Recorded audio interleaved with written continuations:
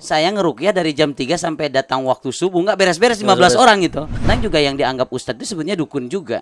Padahal dia punya pondok pesantren, padahal dia juga labelnya ustadz gitu.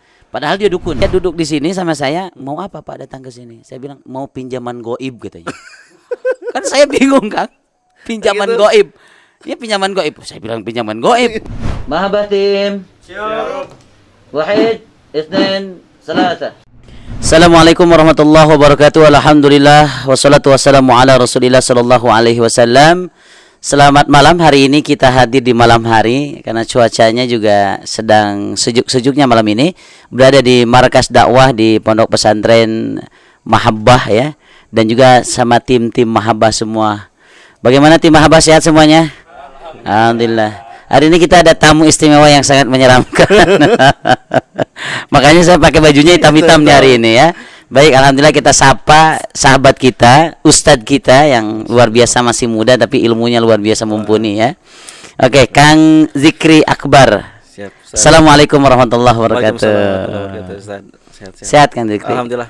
Masya Allah. Ini sekarang sudah, dulu antum pengurus. Ngurus, Ustaz. Sekarang sudah pembesar. Tuh aja, Ustaz. Agak menyerempet sedikit, Ustaz. Ya, ini udah berapa kilo sekarang nih kalau ngomong-ngomong kiloan? Sekitar lah, Ustaz. Ya. Sekitaran lah. Ya, itu berarti antum sudah senang berarti ya. Ya. Tapi kalau antumnya gemuk, istri antum kurus, berarti istri antum tuh yang prihatin. Enggak juga, Ustaz. Hah? Sama-sama kosong-kosong lah. Sama-sama ya. Iya, Ustaz. Alhamdulillah. Sahabat, hari ini kita ada Kang Zikri nih. Siap. Nama lengkap antum sebenarnya siapa? Zikri Akbar Amarullah, Ustaz. Zikri Akbar Amarullah. Baru sekarang ditanya nama lengkap, Ustaz. Saya baru tahu Amarullahnya. Iya. Yang anak tahu Zikri Akbar. Mungkin ibu antum atau ayah antum dulu waktu ngasih nama itu lagi Zikir Akbar ya. Lagi azan Isya. Lagi dagan Isya, pas Allahu Akbar berjol, Ustaz. Jadi namanya Akbar. Iya. Zikrinya itu dari zikir ya. Zikir, betul. Masya Allah, namanya luar biasa, bagus sekali. Tadinya sih bukan Amarullah, Amirullah tadinya. Berharap jadi seorang amir gitu tadinya. Pemimpin ya. Pemimpin. Sekarang ya jadi amar ma'ruf nahi munkar. Munkar. Alhamdulillah. Kelahiran berapa kan antum itu? Aduh, kalau tanya usia saya suka grogi, Ustaz, itu teh. Ya, tapi mungkin antum karena bermutu. Bercoet juga, Ustaz. 87, Ustaz. 87. Kelahiran tahun 87, 34-an lah sekarang. Ya, bermutu lah ya. Ya, bermuka tua. Sedikit ada. Sedikit. Nggak jauh beda sama Akang lah ya. Ya, dikit lah, Ustaz. Dikit bedanya ya. Iya. Dulu antum di Majelis Mahabbah angkatan tahun 2015, 2016-an. Masya Allah. Zaman Kang Arpan, Kang Irfan. Betul. Sama Kang Jaya. Ketuanya Kang Jaya. Kang Jaya ya. Masya Allah. Jadi antum sekarang sudah luar biasa ya berkelana dengan dakwah. Masya Allah, luar biasa, Ustaz. Nih, mudah-mudahan keberkahan dari antum, Ustaz. Alhamdulillah. Ini satu kebanggaan saya bisa hadir di sini. Dulu tuh saya menyimak setiap hari, nyimak Ustaz. Bahkan saya masih ingat sedikit cerita, Ustaz. Masih ingat ketika saya tuh hadir di majelisnya Ustaz. Waktu lagi galau-galaunya. Dan saya nanya tentang gimana hukumnya kalau misalkan dibatalkan nikah. Dan Ustaz itu jawabnya bikin jelek, tapi waduh, benerlah kena gitu. Apa itu? Kata Ustaz, Akang dibatalin nikah, wah berarti kasihan. Udah simpel, waduh, kena itu. Sebut kasihan kena, waduh. Langsung cerita aja, motivasi. Dari situ saya bangkit, Ustaz. Alhamdulillah. Wasilahnya Mahabbah ini, dan ketemu jodohnya Mahabbah juga, Ustaz. Masya Allah. Dan insya Allah jodoh yang terbaik ya, walaupun pernah patah hati. Itu, Ustaz. Jadi Allah punya rencana ketika kita diberikan satu musibah kecil untuk menyelamatkan kita dari musibah yang lebih besar. Betul, Ustaz. Dan umat muslim ini bedanya orang iman itu dari awal sudah berhusnudzan kepada Allah. Betul. Pasti ini ada nilai kebaikan yang kita tidak tahu apa itu kebaikan itu. Betul, Ustaz. Baik, Kang Zikri, ini awal antum ini setelah dulu nih aktif di mana saja sebenarnya dulu itu? Pernah nggak kita untuk ngalamin masa-masa di mana antum belum hijrah, masa-masa ya suka kongko, main, ngabring? Yang anak tahu antum kan geng motor juga kan? Motor, betul, Ustaz. Band juga, Ustaz. Band juga. Anak dulu band. Oh gitu. Band kepret. Ketimbring. Kang Zikri band apa ini dulu? Kemarin sih sempat di podcast juga. Itu sama temen dulu waktu di band. Jadi kalau secara riwayat sih sebetulnya saya terlahir dari seorang ayah guru ngaji. ustadz sesepuh gitu. Jadi memang basic agama kuat. Banyak santri di rumah tuh dulu. Dan saya sempat ngomong lah, cuman ngasrol gitu lah. Nah, sempat waktu itu dari keluarga itu saya agak menyimpang mungkin gitu ya. Di keluarga tuh nggak ada yang sedikit ke musik, malah saya yang ke musik gitu awalnya. Sampai ini teh anak teh apa beda gitu. Nah, 2007 Tahun berapa itu? Masa SMA atau keluar SMA? Dari SMP ke SMP lah, ke SMA. Masa-masa SMA. Puber lah ya. Puber lah, ngalamin gitu sedang puber. Benar. Terus? Nah, waktu itu kerja ke Jepang. Nah, dari situlah mulai Di Jepang. Di Jepang. Berapa tahun di Jepang? Setahun setengah, harusnya 3 tahun sih waktu itu. Krisis global, ya dipulangkan. Berarti pintar bahasa Jepang antum. Sedikit lah. Satu kalimat. Apa? Apa aja? Konbanwa. Konbanwa. Konbanwa. Watashi Selamat wa. malam. Watashi wa. Watashi wa. Nah, dari situ memang mulai ya, setelah pulang dari Jepang itu agak jauh. Saya merasa memang kosong. Sekitar berapa tahun ya. Saya rasa semua ilmu yang pernah saya pelajari pun hilang, Ustaz. Termasuk Dengan 1 tahun setengah itu. bukan. Berarti sekitar 7 tahun, Ustaz. Saya tidak pernah lagi megang Quran. Nah, dari situ bahkan sampai sering mimpi gitu. Almarhum itu datang. Sampai sering gitu. Bapak. Tahun berapa meninggalnya? Tahun waktu saya di Jepang, tahun 2006, 2007-an. Gimana rasanya orang tua meninggal antum tidak ada? Berat, Ustaz. Nggak ada di sampingnya saat itu. Betul, berat banget. Hampir drop, hampir minta pulang waktu itu. Dan yang menguatkan sebetulnya sebelum Bapak meninggal tuh, Bapak tuh hadir di mimpi. Jadi ceritanya di mimpi itu Bapak tuh, saya kesiangan bangun hari Jumat di mimpi itu, kemudian mau kerja, tiba-tiba di belakang rame. Bapak tuh udah sorban putih semua, di samping kiri itu ada ibu. Masya Allah. Pas begitu kan belok jalannya, di belakang tuh jamaah semua, banyak semua jamaah. Saya bilang, ini hari Jumat, lupa. Bapak nepuk pundak, kata Bapak, Jumatan nggak gitu? Pak, gimana tuh kerja? Ya udah sebisanya. Terus kata Bapak berangkat dulu sama Mama. Udah sampai situ, senyum, hilang. Beberapa hari kemudian saya sulit ngehubungin, ternyata udah meninggal. Jadi saya baru bisa ngehubungin itu 7 hari, ke hari ke-7-nya. Masya Allah. Gitu. Situ goncang. Jadi memang salah satu tanda orang soleh itu, ya, dia hati dalam mimpi kita dengan wujud kesolehan. Ya. Ada amanah ya, termasuk tadi sholat. Betul, amanah banget, Ustaz. Nah, dari situ memang setelah hijrah itu saya teringat semua. Sampai saya ingat, sampai nangis, sampai sekarang kalau ingat itu sampai mau nangis. Ibu saya tuh, mama tuh siang-siang tengah hari gitu, beliin kitab itu dari mulai Jurumiyah, Safinah dan sebagainya, sampai panas-panasan gitu. Cuman bela-belain beliin kitab gitu. Buat mondok. Tapi saya gitu. Karena mungkin yang paling gak betahnya sebetulnya bukan karena itunya, tapi karena lingkungannya itu merokok semua. Ya namanya pondok salafi tradisional kan gitu saja. Jadi akhirnya agak nggak asik di situ gitu. Tapi sering jalanan sebetulnya udah niat hijrah tuh 2014. Sudah ada kretek-kretek gitu. Nah, awal mau hijrah tuh ketika pas saya mau baca Quran, Ustaz. Pas mau baca Quran itu nggak bisa sama sekali. Lupa atau memang nggak bisa, nggak tahu, Ustaz. Tiba-tiba nggak tahu, benar-benar nggak tahu. Sampai nangis, sholat taubat beberapa kali. Dari situ mulai inget gitu. Ternyata saya selama ini emang jauh gitu. 2014 ke pertengahan, kemudian kan ada tadi yang story yang itu waktu ke Mahabah itu, dibatalin nikah. Di situ mulai bener titik baliknya di situ. Titik balik ketika Allah uji masalah. Betul. Dan memang banyak orang yang berubah itu sebenarnya ketika diberikan ujian dan masalah. Betul, Ustaz. Ya, ketika orang itu sadar ketika diberikan masalah. Ya, ibaratnya kita lagi error nih. Gitu. Lagi error, lagi jauh sama Allah, diberikan banyak nikmat, kira-kira gimana? Ya, itu. Tambah error ya. Tambah. Ketika kita lagi error, Allah kasih masalah sebenarnya supaya kita punya titik balik, berubah. Dan orang banyak berubah karena ujian, karena masalah, dan bentuk kasih sayang Allah kepada orang beriman. Kepada hambanya itu Allah berikan ujian.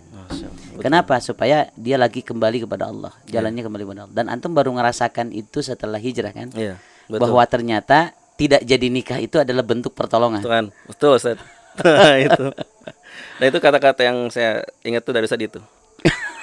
Nanti Akang akan tahu rasanya setelah Akang merasakan keikhlasan, itu yang saya ingat dari Ustaz itu. Saya juga lupa ngomong itu. Itu depan. Saya masih ingat kata-katanya itu. Jadi nanti setelah ikhlas baru tahu katanya. Oh, ternyata sekarang kerasnya Ustaz. Terus awal-awal antum hijrah ya. Itu sempat motor itu tahun berapa itu? Itu 2009-an lah. 2009 10. 2009 10. Iya, gitu. Antum tinggalin karena lingkungan juga di situ. Karena lingkungan saya. Memang sih kalau berbicara di motor saya enggak kayak misalkan orang-orang minum, enggak sih. Lebih ke hobi. Alhamdulillah sih waktu itu memang kalau di perjalanan pun saya masih ingat mati Ustaz.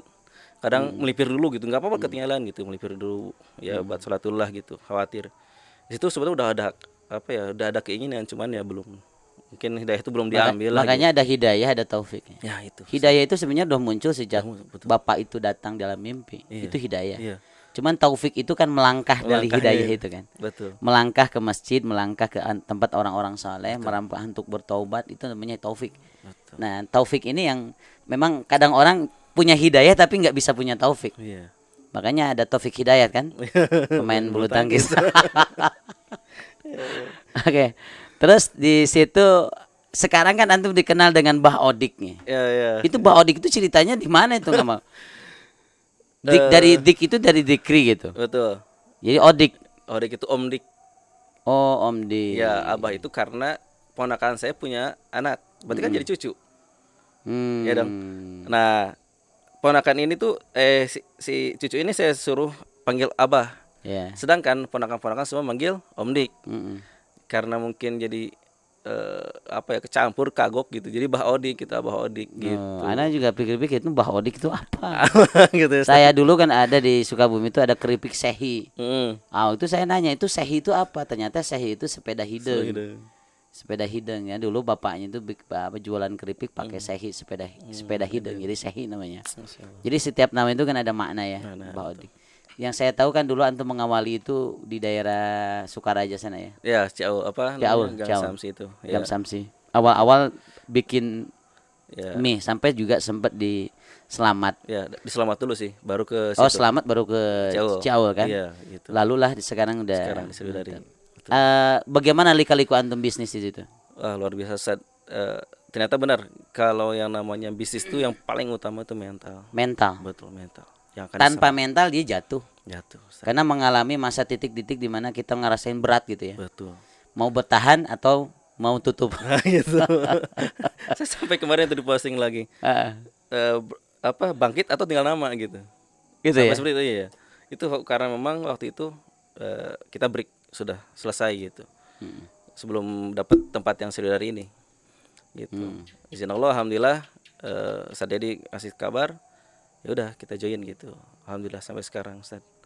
Alhamdulillah. Tapi sebenarnya rezeki itu kan Allah yang memberikan ya. Cuman tingkat keyakinan bahwa kita nggak boleh boleh iman sama ikhtiar.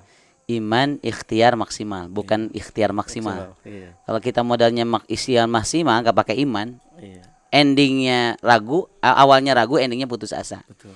Tapi kalau kita awalnya karena iman, yang penting kita ikhtiar, ya Allah yang kasih rezeki itu. Insya Allah min haitsu la yahtasib. Maka insya Allah ke depan Bah Odik tambah berkembang, tambah maju. Mungkin bisa jadi kayak franchise ya. Amin. Banyak di mana-mana. Ya insya Allah mudah-mudahan lebih berkembang. Atau mungkin antum punya restoran Bah Odik nanti. Insya Allah Ustaz, amin. Yang lebih besar. Semoga ya. lebih bermanfaat intinya. Ya, amin. Dan saya juga pakai baju hitam-hitam ini karena antum kan suka ruqyah. Ini awalnya antum itu belajar ruqyah dari mana sebenarnya? Apakah karena antum banyak jinnya akhirnya ruqyah diri sendiri gitu kan?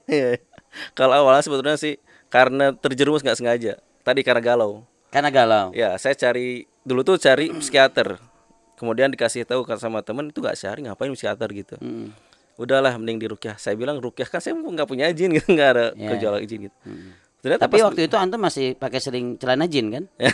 Iya, itu mah rutin kayaknya. Terus dari situ mulai begitu ikut pelatihan kok pembahasannya emang nggak fokus di ruqyah waktu itu pembahasannya. Kok ini lebih ngebahas ke apa yang pernah saya alami, pernah saya amalkan. Sampai akhirnya begitu di ruqyah ya reaksi. Di situ mulai ternyata bapak saya tuh dulu ini loh ruqyah namanya. Karena bapak tuh dulu kalau misalnya ada yang sakit, saya pernah nanya waktu itu, Pak ajarin atuh gitu. Kata bapak nggak usah ngajarin, bacain aja yang kita bisa gitu.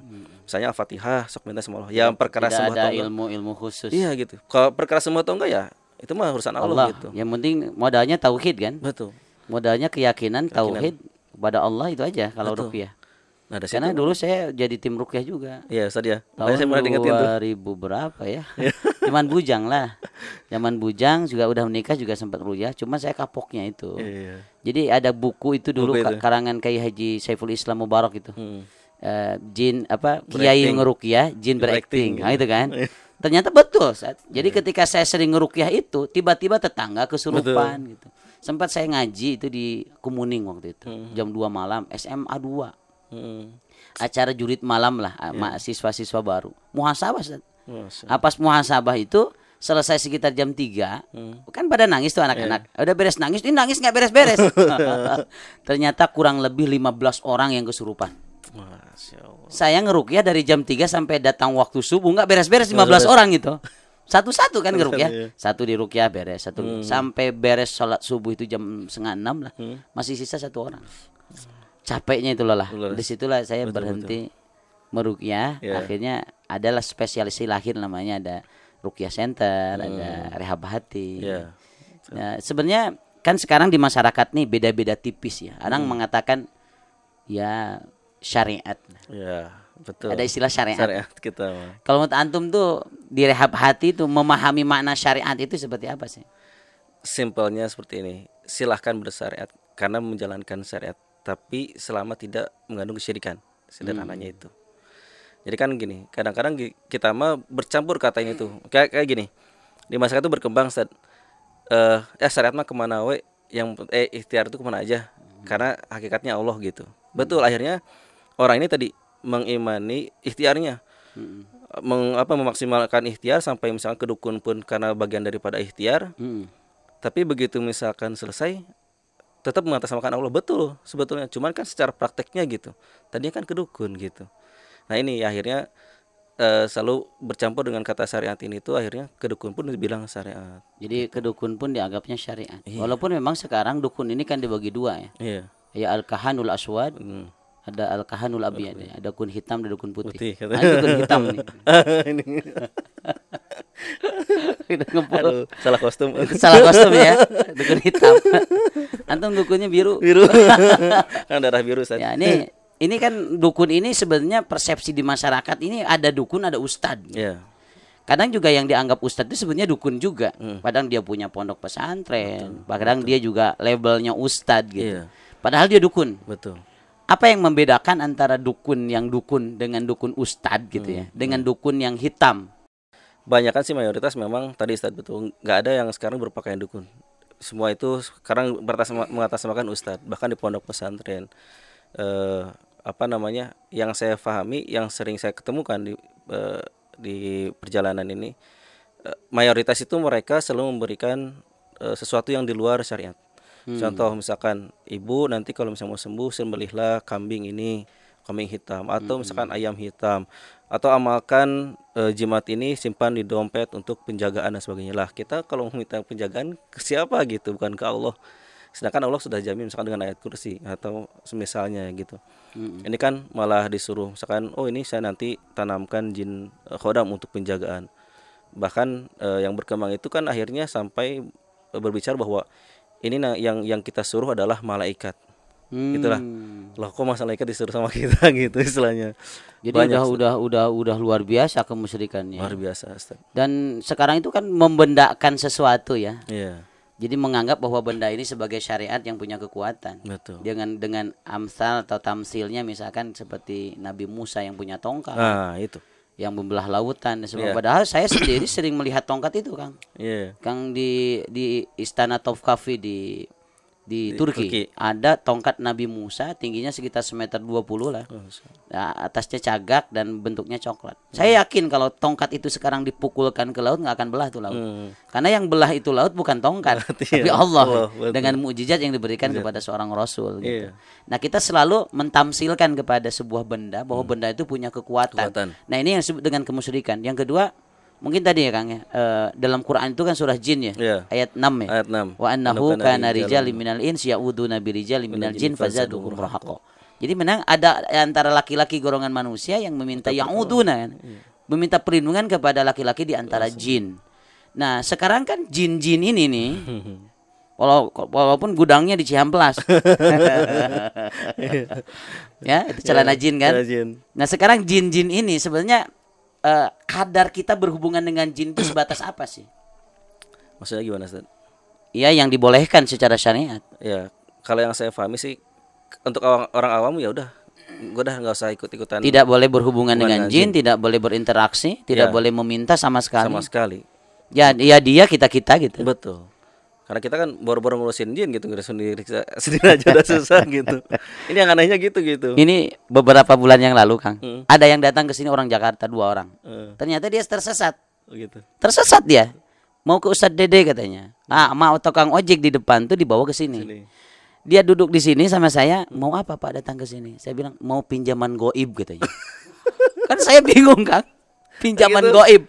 Ini pinjaman goib. Saya bilang pinjaman goib. Udah, waktu itu sholat asar, saya bawa sholat asar dulu berjamaah. Udah beres sholat berjamaah, saya nasihatin dia tunggu aja pulang lagi ke Jakarta dia. Kasih ceramah 1 jam lama saya di sini. Jadi memang banyak orang-orang yang mentamsilkan, yang berlindung, bersyariat kepada jin. Dan Sukabumi, Indonesia ya secara khusus ya. Dan memang kemusyrikan itu masih banyak sekali merabak di mana-mana. Nah, tugas di rehab hati ini sebenarnya memberikan pelajaran kepada masyarakat ya. Terkait dengan masalah kemusyrikan, masalah khurafat, takhyul, ramalan ya, kecuali ramalan cuaca. Udah kelihatan. Itu apa yang antum sudah lakukan di rehab hati ini? Alhamdulillah sih memang kita sebetulnya rutin tiap Ahad waktu itu. Karena sebelum pandemi gini kan ya, kita setiap hari itu kita sering memberikan, kita bentuknya bukan kajian, training. Karena tujuan kita ini memahamkan ruqyah itu apa dan mempraktekkan bagaimana cara meruqyah diri sendiri. Jadi bagaimana caranya tidak bergantung ke kita, karena semua punya senjata itu doa gitu. Nah, ruqyah mandiri ini sebagai sunnahnya, kenapa nggak dijalankan? Tujuannya itu. Sama nggak dengan zikir maksurat dan sebagainya? Sama, Ustaz. Ketika kita merutinkan zikir itu sebenarnya secara hakikatnya ruqyah sendiri.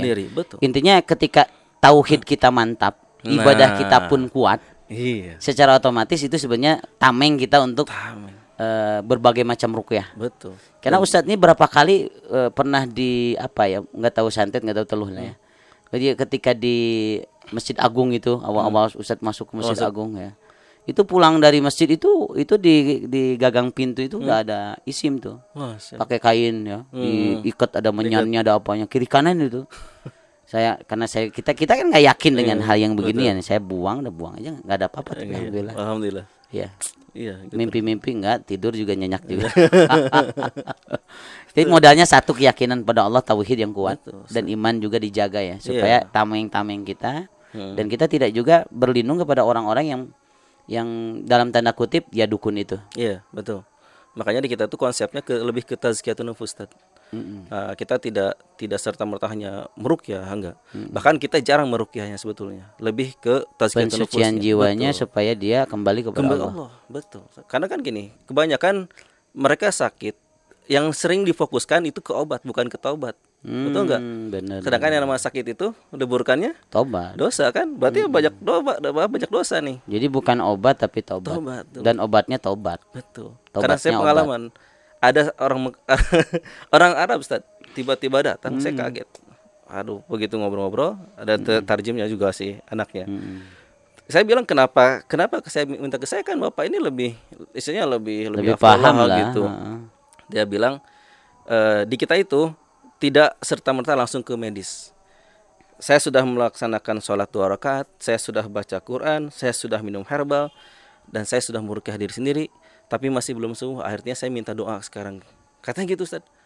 Berarti diruqyah? Iya, minta diruqyah. Kemudian dia begitu diruqyah, nggak ada perubahan. Saya bilang, Bapak berarti tinggal ikhtiar ke Allah. Saya kalau sudah seperti ini, saya sudah mantap katanya. Tinggal saya minta doa ke dokter. Kenapa enggak minta diobatin gitu? Katanya enggak. Saya minta doa dulu ke dokter, setelah itu baru kalau memang misalnya masih belum ada perubahan, maka saya fas'alu ala dzikri in kuntum ta'lamun. Saya serahkan ke aslinya. Setelah itu, Pak, tawakal katanya. Kalau memang waktunya saya meninggal, berarti meninggal. Situ langsung saya berpikir, wah luar biasa betul. Jadi memang tingkat tahapannya itu tauhidnya dulu. Masya Allah. Allah. Gitu, Ustaz. Baik, Ang Zikri, subhanallah, waktu yang sangat singkat tapi padat, berisi sekali. Alhamdulillah. Ada pesan untuk sahabat, untuk teman, untuk saudara kita? Ya. Wabil Ustadz nih yang mau diruqyah banyak sekali ini. Kalau pesan saya satu sih. Ya. Yang pertama, bukan satu berarti ya. Yang pertama ini tadi kembali lagi kuatkan tauhidnya. Kita jangan mudah terkecoh, jangan mudah karena ingin sembuh akhirnya menghalalkan segala cara. Betul. Kita kembali lagi Allah, karena yang memberikan sakit itu Allah. Pasti ada sesuatu hal, ada kesalahan dari kita. Nah itu. Kemudian yang keduanya perbaiki diri. Karena segala sesuatunya karena ada kelalaian dari kita sendiri. Betul kan, karena Quran jelas. Ya udah, kembali lagi ke Allah dan perbaiki diri. Itu aja kalau dari saya, Ustaz. Alhamdulillah, subhanallah. Terima kasih jazakallah Ustadz Zikri Akbar apa tadi? Amarullah. Masya Allah. Mudah-mudahan hari ini menjadikan hikmah yang banyak, pelajaran yang hebat buat kita semuanya, dan banyak ilmu yang bisa kita dapatkan. Amin. Sahabat mahabbah yang dimuliakan oleh Allah Subhanahu wa taala, demikian podcast kita malam hari ini. Mudah-mudahan diberkahi oleh Allah Subhanahu wa taala. Kita tutup dengan istighfar dan doa kifaratul majelis. Astagfirullahaladzim, subhanaka Allahumma bihamdik, asyhadu an la ilaha illa anta astaghfiruka wa atubu ilaik. Assalamualaikum warahmatullahi wabarakatuh. Waalaikumsalam warahmatullahi wabarakatuh.